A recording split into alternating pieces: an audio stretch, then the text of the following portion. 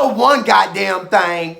Candy better figure out if she want her husband or I'ma take him. Hey guys, welcome back to the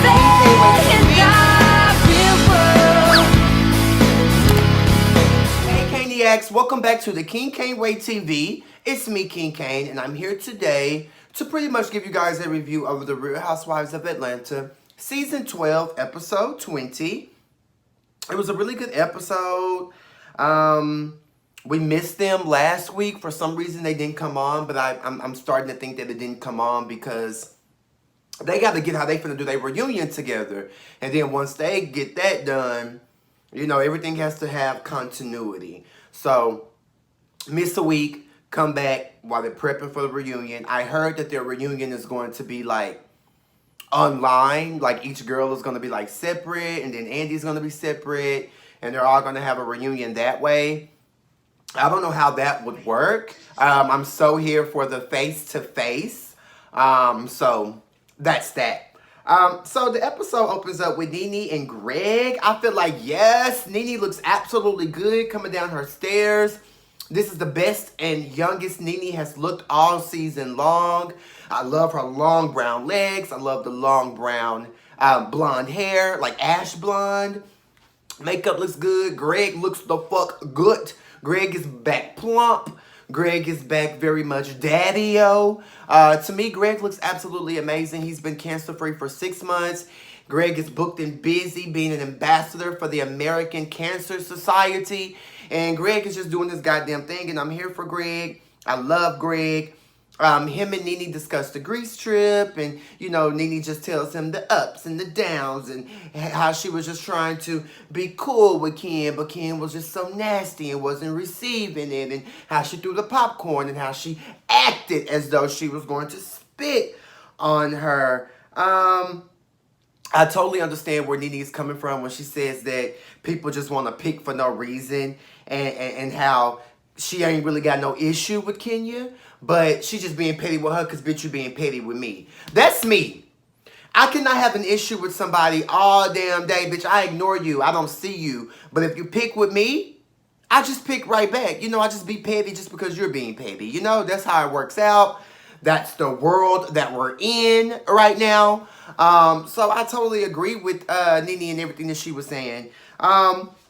Greg just pretty much sitting right there listening, and, you know, he told her, move on. It is what it is. You're an extended olive tree, an olive field, an olive branch, an olive bucket. You don't did what the fuck you could have done, Lanithia. Nay leaks. So let it go. The best advice a husband could give a wife, let that shit go. Next, we see Candy. She's talking to Todd. She's packing. She's getting ready to head to Chicago to film the show, The Chi. I did not know that it was actually filmed in Chicago, but I guess that would make sense. But I know, like, being on a set and working, you know, on production, I'm sure that they could build whatever they wanted to build and whatever they wanted to look like. But I had no idea that The Chi, I don't even watch The Chi, but I had no idea that it was actually filmed in Chicago. To me, it seems like Todd is being kind of supportive. But, you know, he ain't really feeling the sex scene. And I mean, who would? Yes, it's a job. Yes, get your check. Yes, it's fake. However, I don't know if I want to see my nigga in no sex scene. I mean, I'm going to support you. Do it, babe. Do it, do it, do it. Do it, baby. Stick it, baby. Move it, baby. Get it, baby. However, I don't really know if I'm going to be here for it, if I could just sit through the movie and watch it. I don't know. I have to pray about that. I love how Candy is trying to multitask and be this super mom and then work and do this and do that. But Candy, your own daughter, who it was just you and her for so long, she told your ass, Mom, I don't think you need to have no more kids. I don't think you need to have no child. You know, you're not really even been there for me. I mean, goddamn, Riley done lived it, Candy. And Riley's on her way up out of high school. She has lived it. She has lived it. Stop trying to have all these goddamn kids and focus on the ones that you do have and the business that you do got. Which brings me to, I just kind of feel like there's a difference between, oh, I'm a go-getter, oh, I'm a hard worker, and just being greedy. Like, Candy, you got enough money to where you can chill and be at home with your child and your husband. Keep him up at the strip club.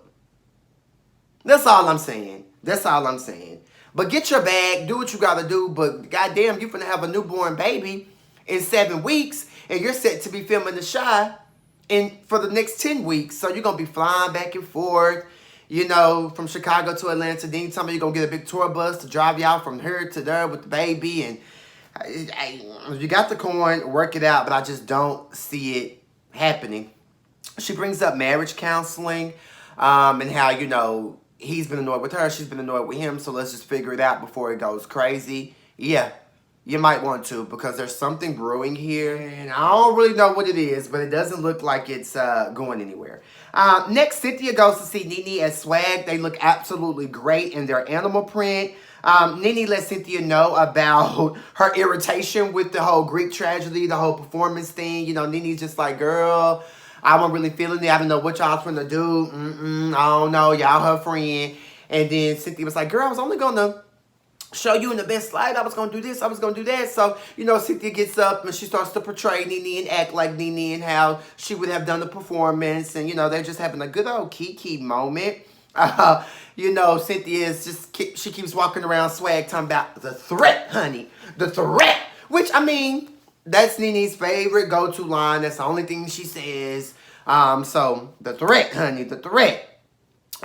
Portia pulls up. She was like, damn, I was in the neighborhood getting some medicine from the pharmacy, and I see y'all over here. I'm like, what they got going on? Is they filming a commercial or what the tea is? But girl, Portia and Cynthia and Nene, they all just in the parking lot kiki and talking. Portia invites them to her March of Dimes event that she's going to be having on Friday at noon. So, Nene and Cynthia said they're going to be there. They're going to go. And that's that. Next, we see Kenya, a.k.a. Cain. She's back at her estate planner, trying to plan her estate. She wants to make sure that Brooklyn is well taken care of financially if something ever happens to her. She doesn't want Mark to get a dime. And it's interesting, Kenya also said that she make more money than Mark and she has more assets than him. So, Kenya, you really only need you a man to have a baby or to fit in with the whole marriage world. That explains a lot. Like, Kenya, women, period, you don't need a man. Be independent. Be a boss bitch in your own fucking right first.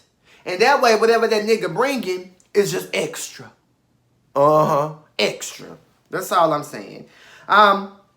Later, we see that Kenya, she chats with her Aunt Lisa, who's the power of attorney. Lisa is her grandmother's sister. Kenya just says she loves her. And, you know, they grew up in the same household. And Aunt Lisa has the same, you know, qualities that she values, etc., etc. So, only thing I didn't like is how Kenya was just walking around the house calling that woman Lisa. I feel like, where's the aunt? Can we say Aunt Lisa? I don't know. That's just how I was raised. I would never call my Aunt Audrey. I would never call my Aunt Patsy. You know, it's just things like that you have to focus on. She also opens up to Aunt Lisa about how she never met Mark's family. She just ignored, you know, all of these red flags. And I'm just sitting there like, you dumb ass bitch. Who? Really? You didn't meet your husband's ma and pa? That's why I'm telling y'all, Mark is a whole queen out here. Mark is living multiple different lives. So, it is what it is. Kenya also gets a little emotional telling Aunt Lisa that she wants her to be the power of attorney because it's just an emotional time. And I feel like you're making these big decisions. That is huge to say, I want you to take care of my child if I die.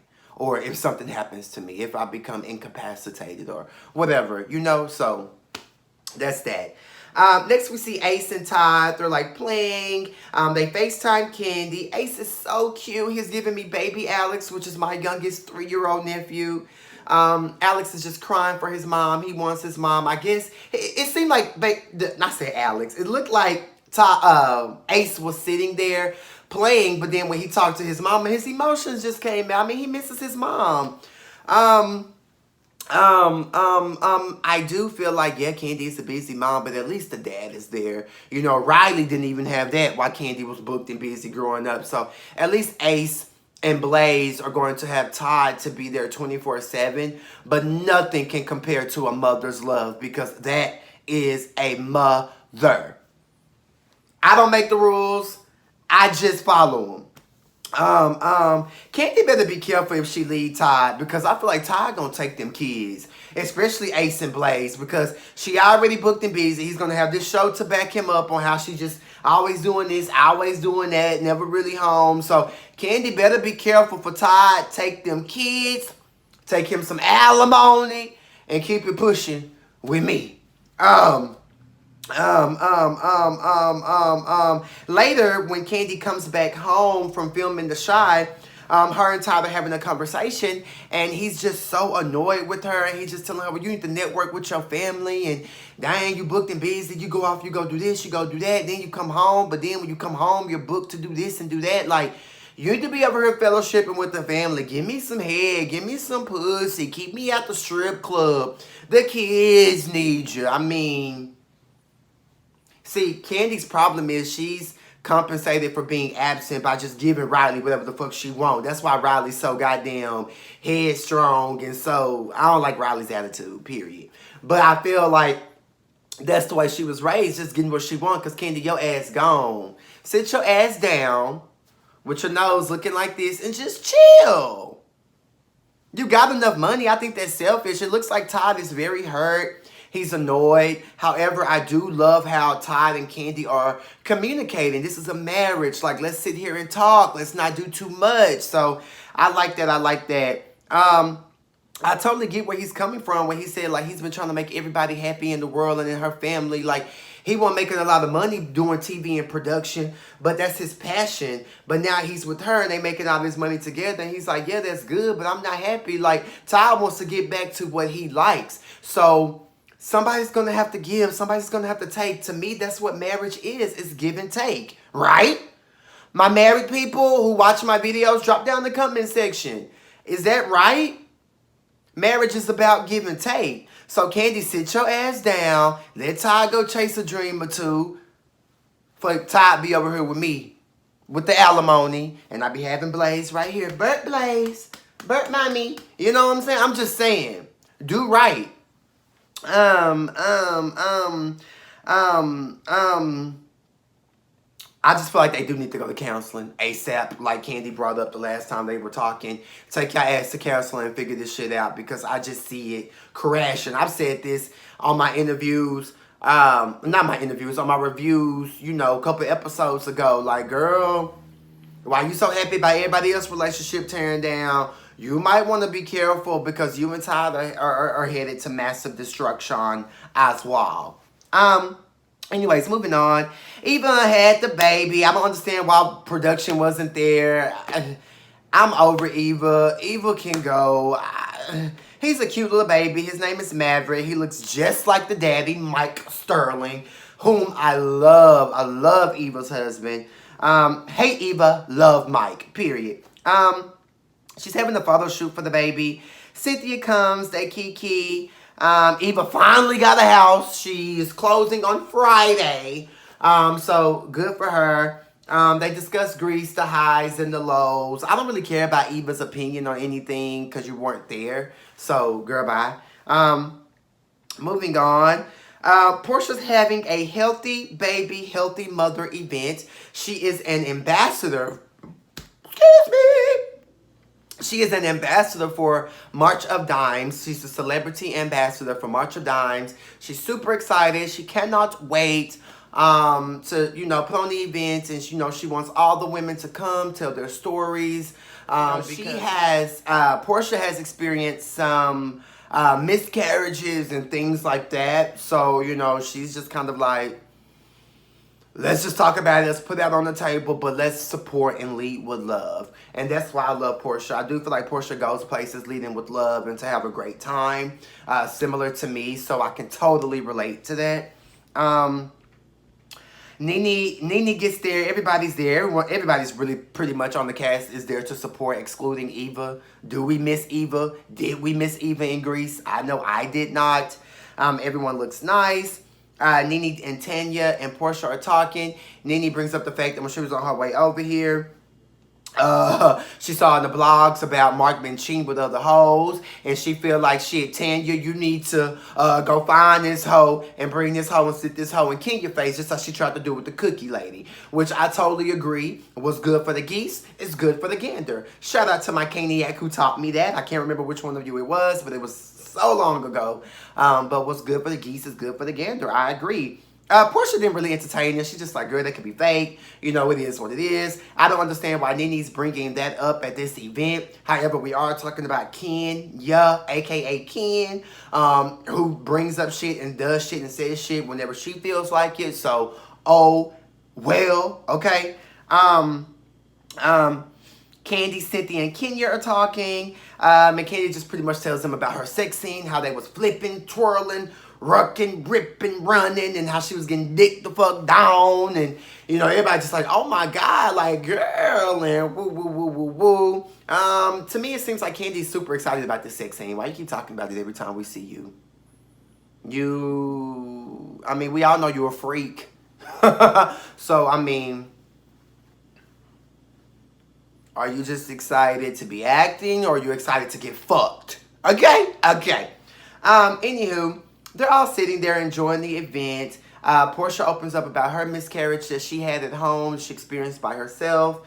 Tanya opens up about, you know, some infertility issues and kind of shedded a tear. But who really touched my heart was Marlo. Marlo has never opened up this much. I think this is a great season for Marlo. Not only has Marlo shown different sides of her, how she can be sweet, she can try to be nice and try to get to the bottom of situations. So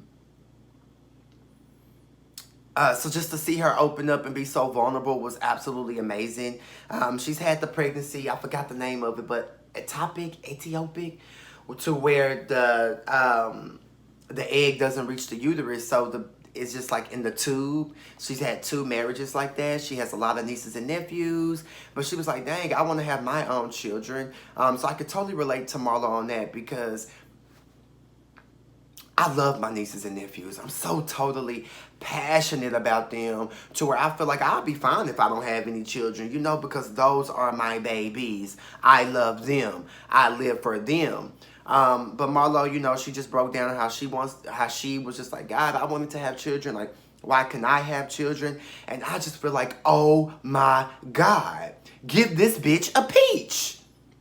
Let's find Marlo a husband and let's get Marlo a peach. Because I want to see Marlo at home with her nephews. I want to see her, you know, getting up in the morning, making them breakfast. I want to see her husband come home, give her a kiss on the cheek. Like, I want to see more Marlo's home life and story. I was literally in tears. This was just a beautiful moment. Shamia starts to talk about her water broke, and, you know, Kenya chimed in like, yeah, I remember when your water broke, you called me and you didn't call Portia. Woo, woo, woo. Why is that relevant, bitch? Shut the hell up. But, you know, Portia, even in her confession, she was like, I just thought that was weird that Kenya would be the first person that Shamia called, which is hella stupid. So that's the episode, guys. Lots of great positive moments. I enjoyed it. I thank you guys for watching my goddamn reviews. Go ahead and become a Cainiac. Subscribe to the channel. Cut on all notifications, not personalized. Select all, so that way you get all. Please, and follow me on all of my social media in the description of this video. I love you guys. I thank you guys for rocking with me.